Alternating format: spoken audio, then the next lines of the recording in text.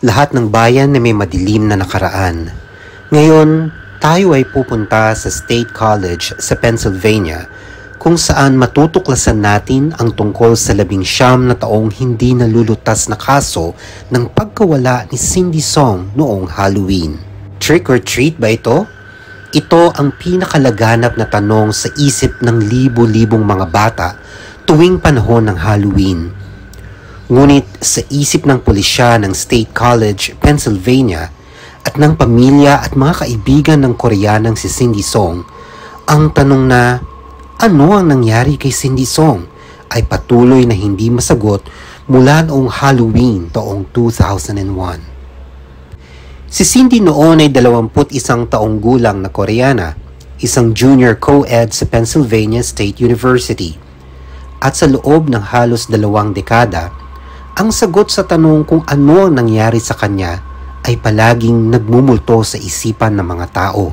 Habang tumatagal ang mga taon, ang mga detalye ng kanyang pagkawala noong October 31, 2001 ay nagiging palabo ng palabo.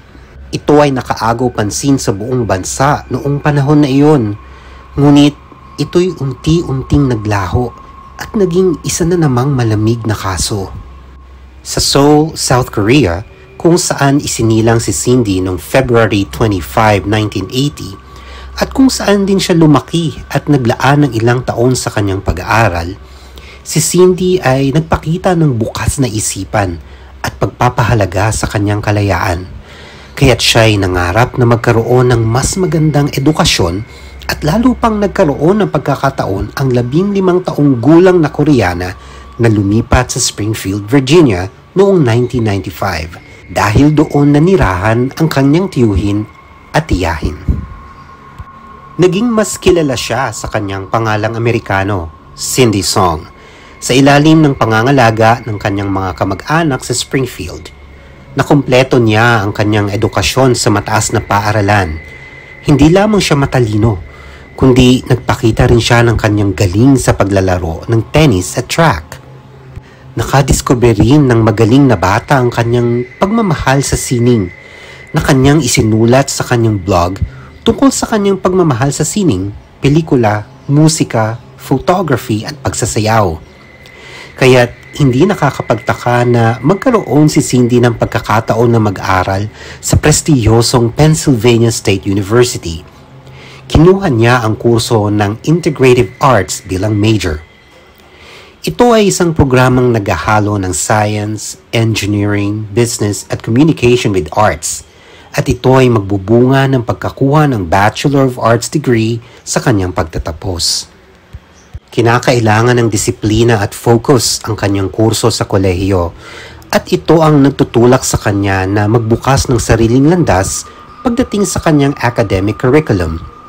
Walang duda siya ay masipag, masikap at responsable bilang isang international student na umaasenso sa lahat ng aspeto ng buhay sa universidad. Ipinagkakaabalahan niya ang kanyang mga klase at 2 part-time na trabaho. Isa sa mga ito ay sa Seoul Korean Garden Restaurant. Lubos niyang ini-enjoy ang kanyang kalayaan sa Amerika. At kahit alam niyang ang kanyang prioridad ay ang kanyang pag-aaral, hindi niya pinipigilang magsaya at mag-enjoy bilang isang kabataan sa tinaguriang Land of the Free. Inilarawan ng kanyang mga kaibigan si Cindy bilang masayahin, kaakit-akit, mabait at optimistic. Isang kombinasyon ng mga katangiang ito na nagugustuhan ng lahat ng mga tao. Isang magandang babae na may taas na 5 feet and 1 inch tall at may mahabang itim na buhok. Nagtatagumpay sa pagsusulong ng mga cultural barriers, siya ay naging bahagi ng isang closely knit na grupo ng mga kaibigan at siya rin ay nakakuha ng maraming mga tagahanga. Nakilala niya si Richard Che at naging malapit silang magkaibigan. Sa huli, sila ay nagmahalan at tuluyan ng nanirahan ng magkasama sa State College Park apartment sa 300 block ng West Clinton Avenue, malapit sa campus ng universidad. Mukhang nagtagpo ang mga bituin ng kalawakan ng mga oras na iyon dahil ang lahat ng aspeto ng kanyang buhay ay nagiging maganda. Ngunit, tulad ng isang kanta, may mga bagay na magaganda na hindi nagtatagal at ang buhay pag-ibig ni Cindy ay nabasag dahil lamang sa isang biglang pangyayari. Ayon sa kanyang kaibigan, si Richard ang biglang nagtapos ng kanilang relasyon at nag-impake ng kanyang mga gamit mula sa kanilang tinutuluyan noong Setyembre ng 2001. Si Cindy ay 21 taong gulang noon at inaasahan pa rin niyang siya ay magtatapos ng kolehiyo ng Abril ng 2002. Ngunit, naging masakit ang kanyang karanasan dahil sa nangyaring hiwalayan. Ngunit, sa kabila ng lahat, siya ay nagpatuloy at naghari ang kanyang determinasyon. Sa kabutihang palad, si Cindy ay agad nakahanap ng bagong kasama sa apartment, si Yoon Jun o Catherine. Sila ay naging matalik na magkaibigan at nag-akay ng pangako sa magiging mas mabuting tao sila. Nag-umpisang magtungo sa therapy si Cindy, kumuha ng gamot at sumula tungkol sa kanyang mga pakikipagrelasyon, pagmamahal sa sarili at kalusugang pangkaisipan. Napatunayan na nakakagaan sa kanya ang prosesong iyon at tila mas magaan ang takbo ng kanyang buhay pagkatapos ng breakup na nangyari. Bumili siya ng bagong computer, nag-apply para sa graphic design internship sa spring, nakakuha ng ticket sa concert ni Britney Spears sa huling linggo ng Oktubre, at nag-ayos para sa Halloween night noong 2001. Kahit na ang October 31 ay isang Miyerkules at may klase kinabukasan, hindi naisip ni Cindy na hindi magkaroon ng oras para sa kanyang sarili sa pagitan ng kanyang mga klase at trabaho. Ang Halloween ay nagaganap lamang isang beses isang taon at ang isang masipag na kabataang babae na nag-e-enjoy ng kanyang kalayaan ay hindi nais makontento. Kaya't kasama ang kanyang dalawang kaibigang babae na sina Stacy Peik at Lisa Kim, nagpasya silang sumali sa Halloween costume party sa Players Nightclub, isang sikat na lugar sa West College Avenue na sikat sa mga estudyante ng universidad. Hindi nakasama si Catherine, ang kanyang kasamahan sa apartment, dahil siya ay nasa Philadelphia kasama ang kanyang pamilya sa pagdiriwang ng makulay na gabi ng Oktubre. Gumawa si Cindy ng kanyang sariling Halloween costume para sa kanilang night out. Ayon sa kanyang kaibigan, sinabi niya na mas gusto niyang magmukhang cute kaysa sexy o malaswa, kaya't nag-isip siya ng isang bunny rabbit na kasuotan na ginawa mula sa isang fitted t-shirt na may isang munting kuneho. Itinapat niya ito sa isang puting tennis skirt na may kasamang makapal na buntot na cotton, sheer stockings at kulay kape na knee-high boots. Dinagdagan niya ang kanyang kasuotan ng bunny ears, mga mamahaling fake eyelashes at syempre ang kanyang malaki at nakakahawang ngiti.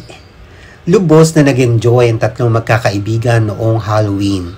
Uminom at sumayaw sila hanggang maaga ng madaling araw ng Nobyembre 1. Matapos isara ang club ng 2:00 ng madaling araw, dumaan sina Cindy, Stacy at Lisa sa downtown at huminto sa unit ng isang kaibigan sa Park Hills apartment complex. Medyo lasing na sila at naglaro ng video games doon ng ilang oras. Bandang 4:00 ng umaga, ibinaba si Cindy sa kanyang apartment ni Stacy at kumuha ng konting pagkain sa Unimart habang papunta. Pinanood ni Stacy si Cindy na maglakad patungo sa kanyang apartment, ngunit hindi siya nagtagal upang tiyakin na ligtas na makapasok ito. Huli niyang nakitang naglalakad si Cindy patungo sa hagdan patungo sa kanyang apartment, at doon nagtapos ang kanyang bakas patungo sa pinto, at nagsimula ang misteryo ng kanyang pagkawala. Noong hapon ng November 1, 2001, bumalik si Catherine, ang kasamahan ni Cindy sa apartment, matapos ang kanyang mahabang biyahe. Inaasahan niyang makikita si Cindy sa kanilang apartment sapagkat plano nilang magkita-kita bago sila magkasama-sama kasama ang mga kaibigan noong sumunod na gabi. Ngunit natagpuan ni Catherine ang kanilang unit na walang tao. Dahil nakalak mula sa labas ang pinto, inakala niyang lumabas lang si Cindy ng saglit at malamang ay babalik agad. Pero 2 araw ang lumipas at hindi pa rin nagbabalik si Cindy. At hindi rin nagpagtanto ng mga kaibigan ni Cindy ito dahil abala sila sa kanilang mga pag-aaral at trabaho. Bukod doon, si Cindy ay naninirahang malayo sa campus kaya't hindi siya madalas makita ng mga kaibigan. Ngunit nang hindi siya nagpakita sa campus o sa kanyang trabaho sa isang Korean restaurant, nagdulot ito ng alarma sa kanyang mga kaibigan, kaya't ipinaalam nila ito sa pulis. Ngunit dahil weekend yon, hindi agad na aksyonan ito ng Ferguson Township Police Department lead detective na si Brian Sprinkle. Noong Lunes ng umaga, ika-5 ng Nobyembre, isinagawa ng mga detective ang isang preliminary investigation sa apartment ni Cindy. Wala namang kakaibang naganap, ngunit siya'y wala na, ayon kay Detective Sprinkle. Wala ring natagpuang lubusang kaduda-duda sa loob ng maituturing na senyales na pagpupumigil, sapilitang pagpasok o pagsalakay. Sa katunayan, ang sitwasyon sa apartment ni Cindy ay nagpapakita na pumasok siya sa bahay at nagkaroon ng mga gawain sa kanyang silid pagkatapos siyang ihatid ng kanyang kaibigan na si Stacy. Ang kanyang backpack ay nasa kama kasama ang kanyang cellphone na nakatago sa isa sa mga bulsa nito. Ang mga fake eyelashes na suot niya ay iniwan sa lababo. Naroroon din ang mga personal na gamit ni Cindy. Napansin rin ng mga pulis ang 2 ticket para sa concert ni Britney Spears at resibo para sa isang computer na dapat i-deliver noong ika-6 ng Nobyembre. Ang tanging mga nawawala ay ang kanyang pitaka, susi, lisensya at credit card. At syempre, si Cindy mismo, kasama ang kanyang bunny costume. Ayon sa kanyang phone records, walang incoming o outgoing calls pagkatapos niyang ihatid sa kanyang bahay. Wala ring anumang kakaibang aktibidad sa kanyang mga credit card. Dagdag pa ni Detective Sprinkle, pagkatapos ng pinaunang investigasyon, wala tayong bangkay, wala tayong crime scene, at wala tayong aktwal na krimen. Kaya't nakakalito na walang kahit anong piyesa ang natatagpuan para mabuo ang malupitang palaisipang ito. At dahil dito, tila ba siya'y biglang nawala na parang bula. Dahil sa napakaikling oras para magsimula, sinimula ni Detective Sprinkle ang pagsasaliksik sa pamilya ni Cindy at sinimula ng kanyang investigasyon mula roon. Tinawagan niya ang pamilya Song sa South Korea. In-interview niya ang lahat ng mga kaibigan, katrabaho at ang dating boyfriend ni Cindy na si Richard na nag-iwan kay Cindy ng malalim na pighati ilang buwan bago ang kanyang pagkawala.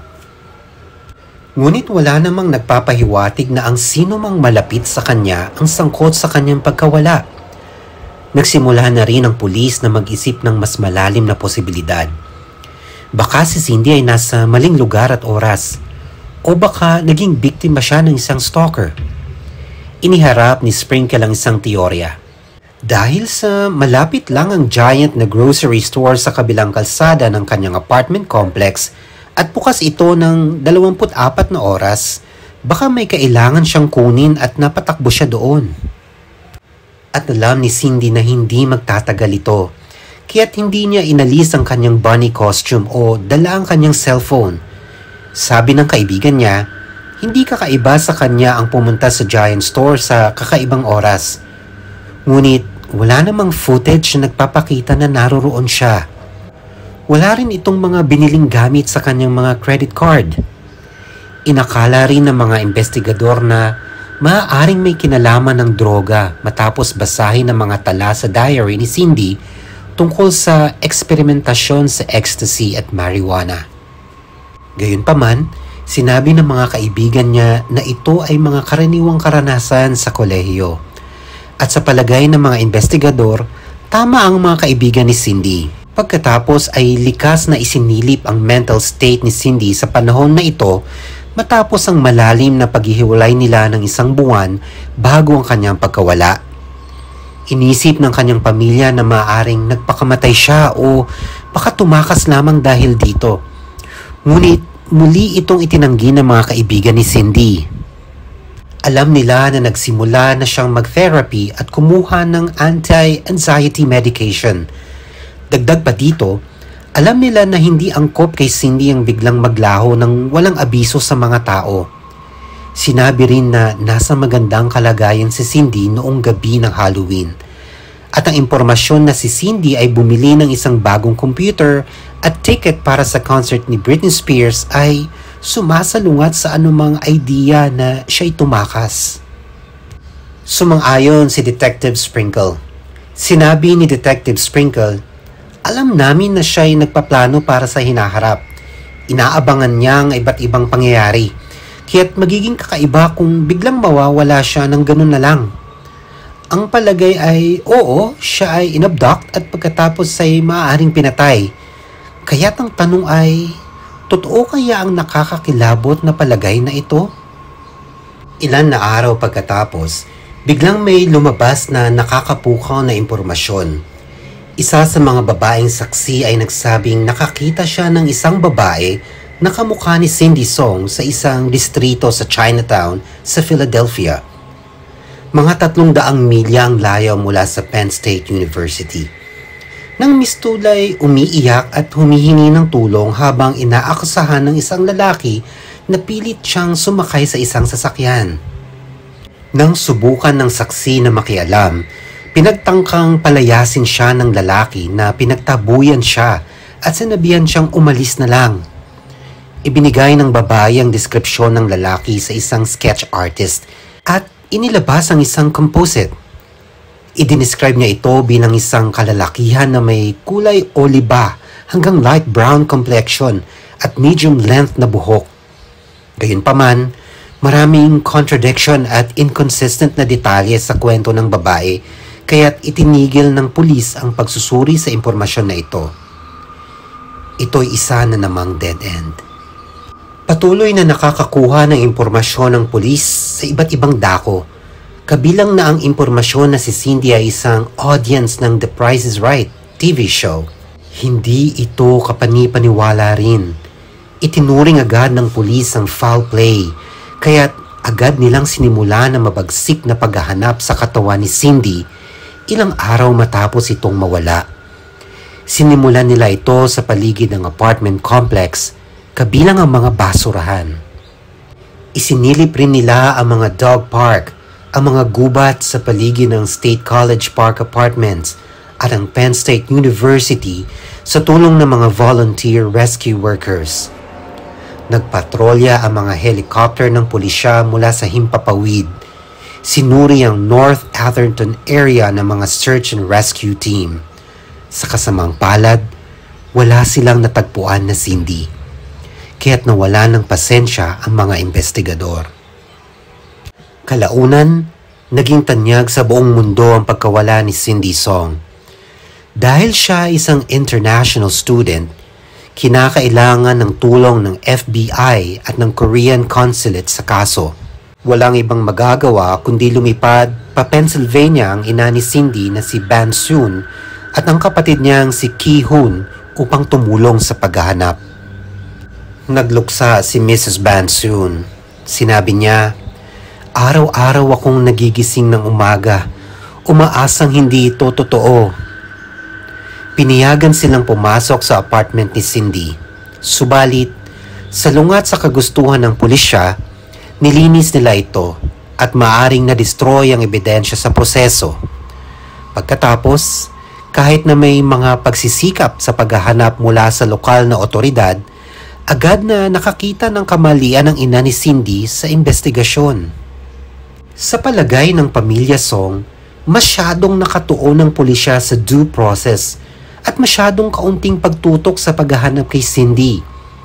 Kaya't kinuha nila ang abogadong si Jin Han mula sa New York upang itaguyod ang kanilang mga alalahanin.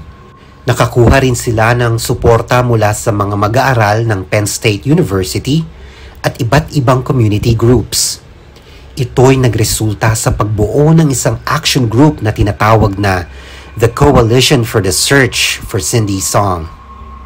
Sinabi ng isang mag-aaral, kung nais nating mahanap si Cindy, Kailangan nating palaganapin ang balita dito dahil may mga taong maaaring may alam sa nangyari sa kanya.